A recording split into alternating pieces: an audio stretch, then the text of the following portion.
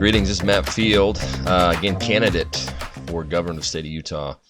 I've been doing this podcast to kind of expound upon the view on my book that you can find at govmat.org, Morality Over Monarchy, Root Out Corruption. Again, it's free. There's, in fact, we recently had it translated into Spanish. We're going to have somebody read that, so you can access the audio and the text, and of course you do have access to text and audio in English already, read by yours truly. So today I want to start off with something I mentioned in my last episode, was, are your political beliefs contingent upon probability? And I mean that in that when you vote for somebody, are you voting for them because they have a higher probability to win and they're close enough? Or are you focused more upon your belief system, on your ethos, on your ethics, right? And I think you'd be surprised at how many people base their vote, base their political beliefs, base their beliefs in general, based upon the probability of success. Now, I get it. You want somebody that is going to win. You want to vote for somebody that's going to win. But what if that person is no different than the other, right? Obviously, in the state of Utah, there are a lot more conservatives than there are liberals or leftists. And people are concerned that if people, if you were to vote for somebody like me, or you to vote for a different party, or whatever the case may be, then the likelihood of you being able to have a conservative governor diminishes a bit more. First of all, I don't think that's the case, for one. And for two, I think the biggest problem we have right now is people aren't recognizing the fact that the Republicans and the Democrats really aren't that different. And I'm not saying that to be cynical. I'm saying that because it's the truth. Look at Nancy Pelosi. Look at Chuck Schumer. Look at Mitch McConnell. Look at these people who are at the very, very top. They are indistinguishable. Sure, they have different rhetoric. Sure, they support some different things slightly differently, but at the end of the day, they are moving in the same direction. Have you seen the country move at all toward the right, toward conservative principles, or have you seen them move to the left? Nobody talks about gay marriage anymore. I mean, it's accepted. It's 100% accepted. There isn't a single Republican that's running for office that says that we shouldn't be doing something like that. You look at various other issues. Obviously, abortion. Abortion's a big one. Even Trump came out recently and said that, just let the states decide. Now, I agree in the sense that you should let the states decide the majority of the laws, but this is a life problem, a right to life problem, not a simple preference, right? And so you see Republicans, they've done nothing but move to the left, just at a little bit slower rate than the Democrats. So they fooled you into believing that there is a choice, when in all reality there isn't a choice. And I think the sooner we begin to recognize that, the sooner we'll see why it's so important that in my plan, my lambasted plan, again, that's my Root Out Corruption plan, and where the E stands for in lambasted at the very end there. E stands for eliminate all parties. We have to start voting for individuals. We can't vote for parties. Now, I recognize that the government within the state of Utah isn't governed the same way as in the federal government, but they are. Those at the top of the party are still pulling the strings. If you don't think that's the case, then, again, you're naive. There's no really other way to put it. So, are you going to base your political beliefs on probability, or are you going to stay consistent? Are you going to let truth be truth and keep moving forward? So I've got a handful of things I wanted to run through today. There's been a lot of news. In fact, I haven't gone through as much news as I'd like to in previous episodes. And so I wanna hit that up today, but I also wanted to bring up something that is probably, and I've mentioned this before, I don't know if any of you have heard it before. I have mentioned this before, is that probably the greatest evil that has perpetrated our society and the world in general. I mean, basically, almost, I would say that nobody would disagree with this statement, is that you can do anything. Now, I bought that lie hook, line, and sinker about 50 million times, and I've spread it myself. Okay? I didn't spread it with malintent, of course, and nobody does, because everybody wants to have a strong level of potential, right? They want to be able to achieve their goals. They want to be able to do all these things. And it has created a society that has essentially and will continue to damage us in the long run. I have this little clip that I found on YouTube with Charles Barkley. And during the 90s, I wasn't a big Charles Barkley fan, that's for sure, because he was always playing against the Jazz, and he's pretty good. But I want you to listen to this, to what he's talking about right here. It's pretty profound, and it kind of helps bring my point home. Like, let's say I'm at a white school. I said, how many of you kids want to play pro sports? Less than 10% raised their hand. I said, what do you want to do? I want to be a doctor. I want to be a lawyer. I want to be an engineer. But when I go speak at predominantly black schools, 90% of the kids want to play sports. 90%. There's a couple like, I want to be a doctor, which makes me really proud. But our kids are brainwashed to think they can only play sports and be entertainers. You got a better chance of being a doctor and a lawyer than playing in the NBA.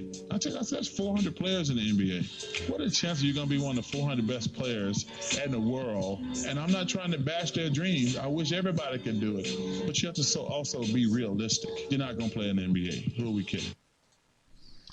So, I mean, that's a really great example of how we really have brainwashed our kids. Now, he's speaking specifically toward, black kids and that sort of thing. But it's the same throughout society.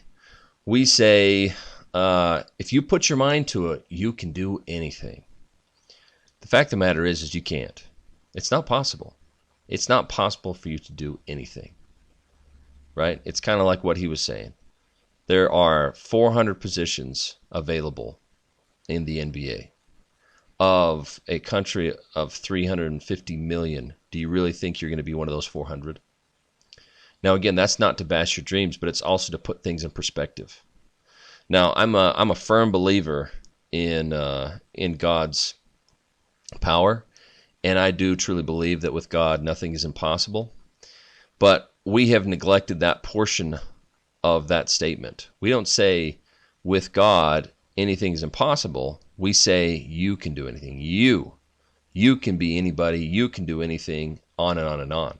And so we've perpetuated this culture to where people are starting to think that they actually can. And so when they don't achieve what they believe they should, they feel entitled. They feel entitled that something didn't go right for them. And because of that, somebody owes them. Or we have people on the other end of the spectrum that are embracing things like the LGBTQ movement, where they believe that this is what I am, and so I am going to be whatever I want to be because I've been taught that I can do whatever I want and be whatever I want whenever I want. Again, another falsehood. Now, I'm not saying I've been blessed with a lot of ambition, which in many ways has worked out as a curse for me, because I've expected certain results that I haven't received. Now, have I had success? Yes. And I can't deny the fact that I have had it. But has it been as great as I had anticipated or as I've worked for? And that would be really an astounding no.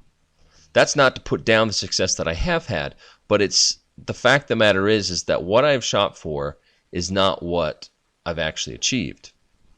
And that's an ongoing thing that happens in our lives. And that's something that should be accepted. That should be something that's anticipated. And so then you have, but we don't teach that. We don't teach that, and we're not clear about that. The problem is you have one side of the spectrum or the other. You have one person that's knocking you down, telling you you're worthless, telling you can't do anything, all these sorts of things. Then you have somebody on the total opposite side of the spectrum saying, you can do anything, you can fly, you can be a woman, you can be a man, whatever you want to do. It's all up to you. And that's false. Okay, that's false. We have to make sure that we are balancing that spectrum. And we need to make sure that people understand that, yes, when you work hard, when you put forth the effort, when you take risk, when you do these different things, you will have success at some point, right? But if not, and those of you that are familiar with scriptures, you know that comes very often. But if not, then you keep moving. You keep plugging along. But don't feel entitled to X, Y, or Z just because you didn't achieve what you originally thought you were entitled to achieve. Because you will spend the rest of your life in misery if you do. So we need to start moving away from this concept that you can do whatever you want. Do you think my probability of becoming governor is super high? But I can do whatever I want, right? No, the fact of the matter is that I am in a really difficult position. I don't envy this position. I don't actually really want to be in this position. I'd rather be, running in a conservative party where I have a lot of backing, where I have a lot of people helping, where I don't have to really think about what's happening next. They already have things laid out for me. That would be amazing. That would be so nice.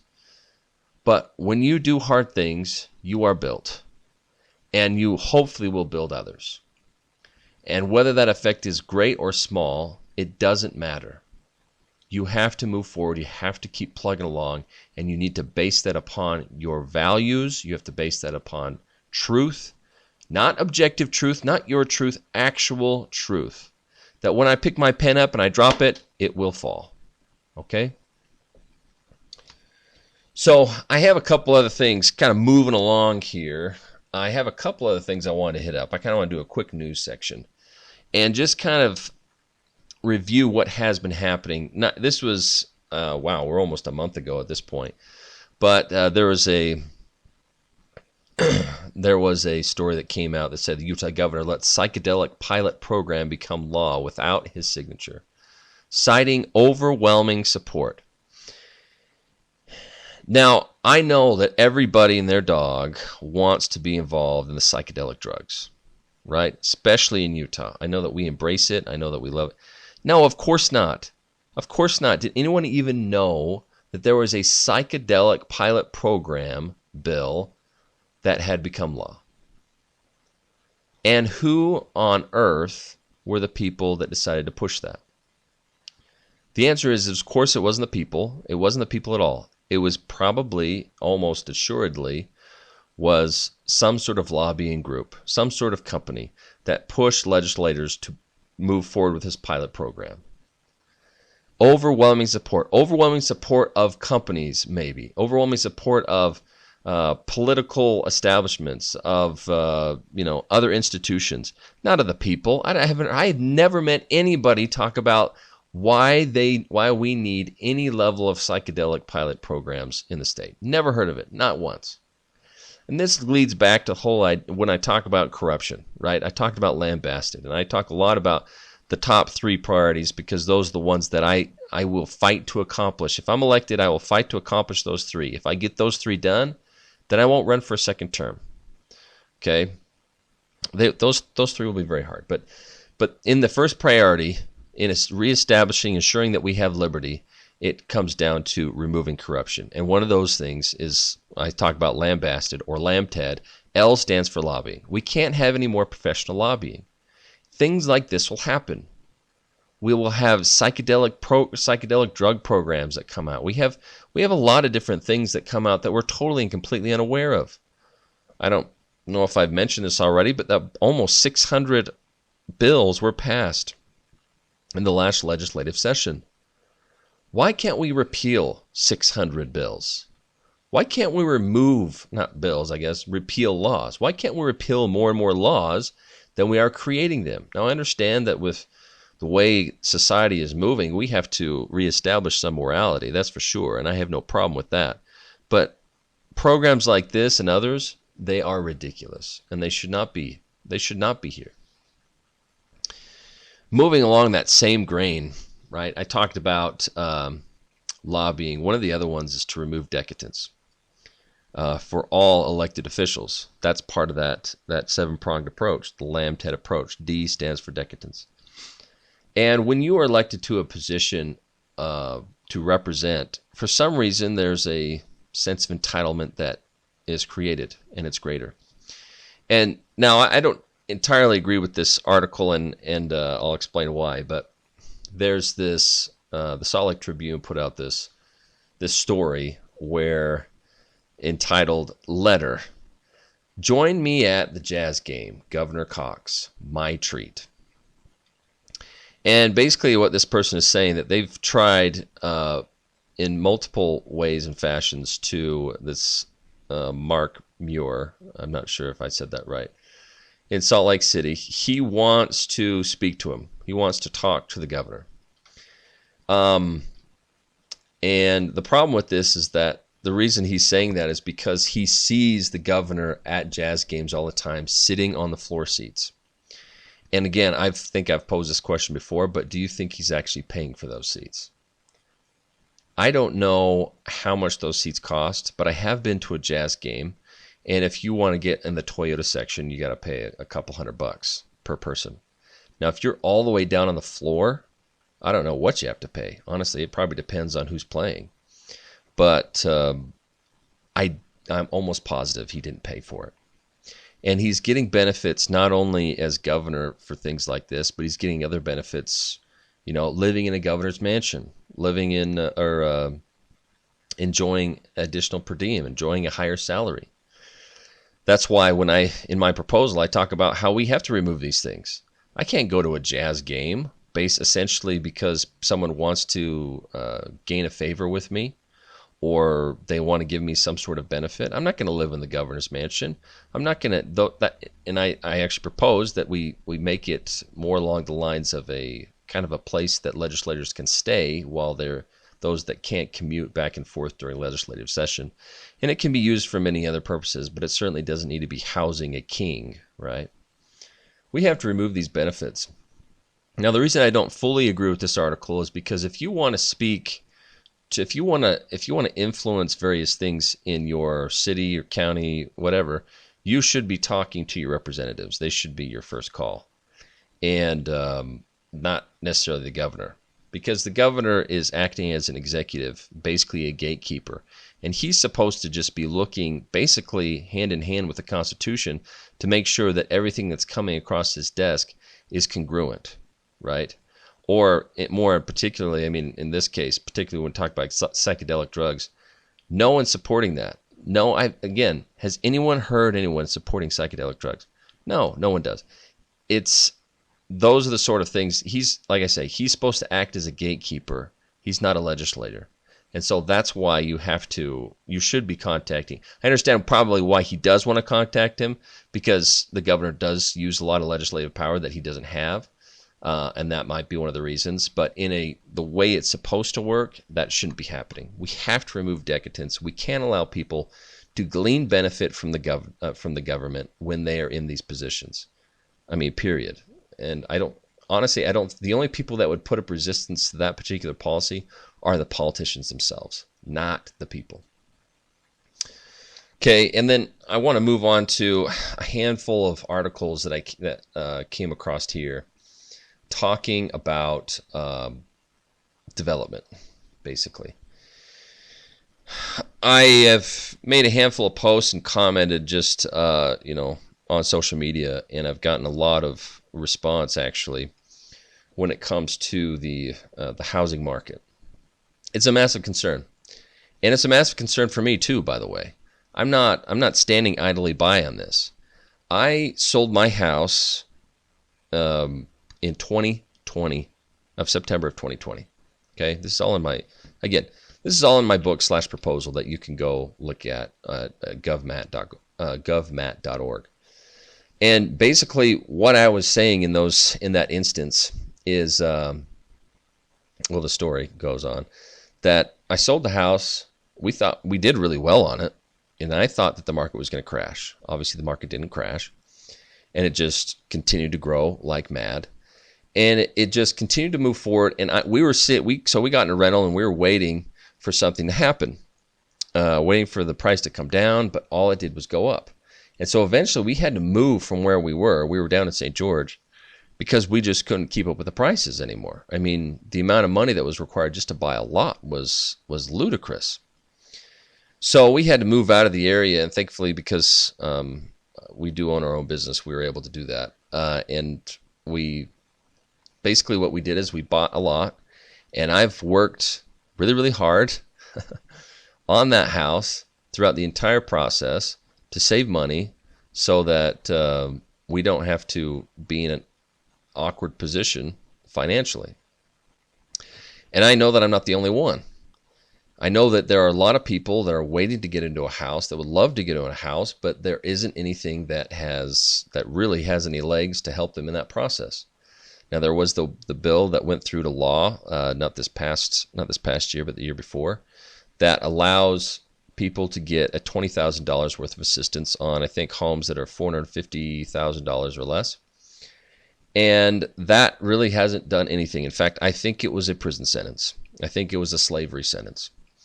I mentioned in my last podcast talking about slavery. Slavery is a manipulated word and didn't actually exist until well after it was translated in the Bible.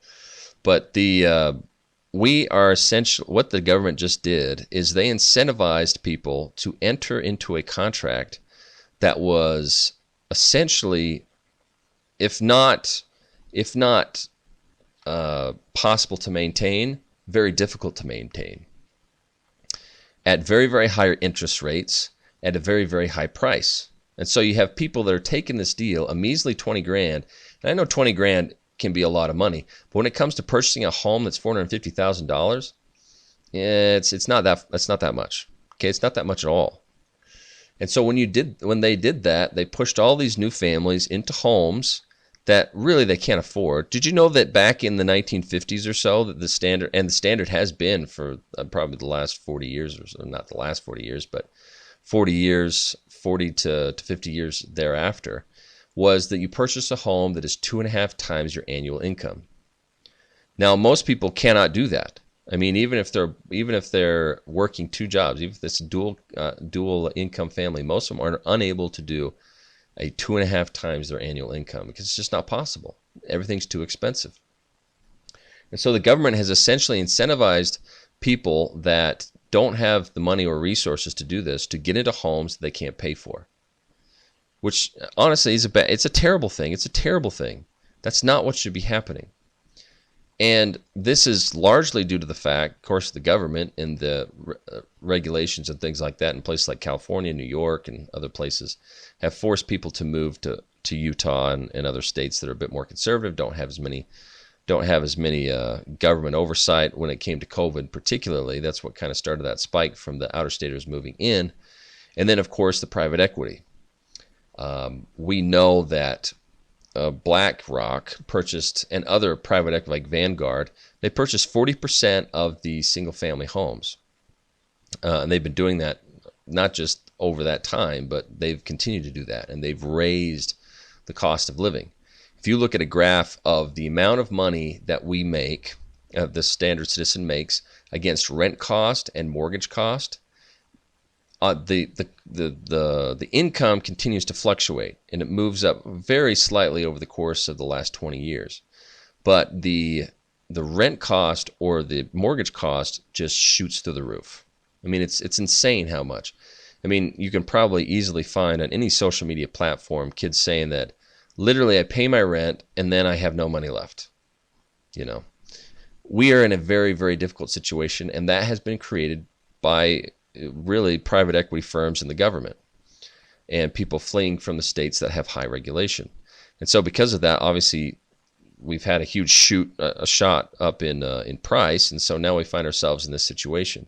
What should have happened, which would have been better if it happened right off the bat, and I don't know why anyone else didn't see this. I'm not a genius, but I mean, maybe my creativity is greater than I believe.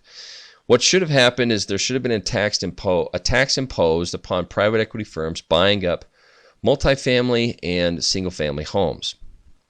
And there should have been a tax imposed upon out-of-staters moving into the state of Utah, not on those that are living in Utah, right? So they would move in and they would have to pay a tax on the acquisition cost of whatever property they purchase. Okay, that money would then go to what I talk about, moving away from a tax system and moving to an endowment system, so we don't continue to tax us. That would then be their contribution to the endowment, whereby we would be able to, from the interest, we'd be able to glean benefit and provide other investment and opportunities and other state services. And so this is kind of where we're at. Where we're at is that we we don't have this in place, right? And so the price is going to continue to grow, and the demand is going to stay where it is because we don't have any of these things in place. There's an article right here in the Wall Street Journal. Blackstone is making a $10 billion multifamily purchase going on the real estate offensive. And they're going to continue. Blackstone is a subcategory. They said themselves they made Blackstone a subsidiary of BlackRock to confuse people. But it's the same company essentially. And by the way, Vanguard and BlackRock, they own pieces of pretty much every publicly traded company. And they are going to start buying more and more real estate, which is only going to do one thing. It's going to raise the price, not only here in Utah, but throughout the entire country. And people that are going to continue to move into the state of Utah, they are going to continue to raise that cost as well, especially when they're coming over from California with a lot more money because of just the cost of living in general. It's just going to raise the cost. And unfortunately, even if you were to apply this system, it would decrease demand. My proposal, it would decrease demand for sure, right? The problem is we're in a tough spot because now the price will begin to fall after that point, allowing others to enter into the market that otherwise wouldn't be able to. But then others are going to be underwater, and they're going to have high interest rates. Interest rates that the state of Utah can't control at this point. Now, there's things that we could do down the road that could influence that, but for now, we are where we are. And the best thing we can do is to stop that demand, or that artificial demand, really, and move toward this system. So, I mean, another reason to vote for me. But again, if you want to review that system in greater detail, go to govmat.org, and it provides a lot more detail. The last little bit that I wanted to jump onto was essentially just kind of the issues that we currently have in the country, the divide that we have. And that regardless of where I stand, regardless of where Governor Cox stands, regardless of whatever, what the Democrats stand for or whatever, we have to make sure that we are acting appropriately. Now, this isn't to say that you can't get angry. This isn't to say that your rights are going to be eliminated in terms of the freedom of speech and freedom of expression. But I just wanted to share this little clip that I found that's, honestly, it's a little heartbreaking. I'm not surprised. What do you think? Even when I voted Democrat, and I was very outspoken about my beliefs, not once, not one time, did a conservative or a Republican call me a name. They never made fun of me, and they never even remarked on my skin color. Now that I'm openly conservative and I support Trump, and my beliefs actually align with my Christianity, Democrats and leftists have called me all the names in the book. They've sworn at me, they've cussed me out, they've cut off friendships, childhood friends and family members, people who actually know me. And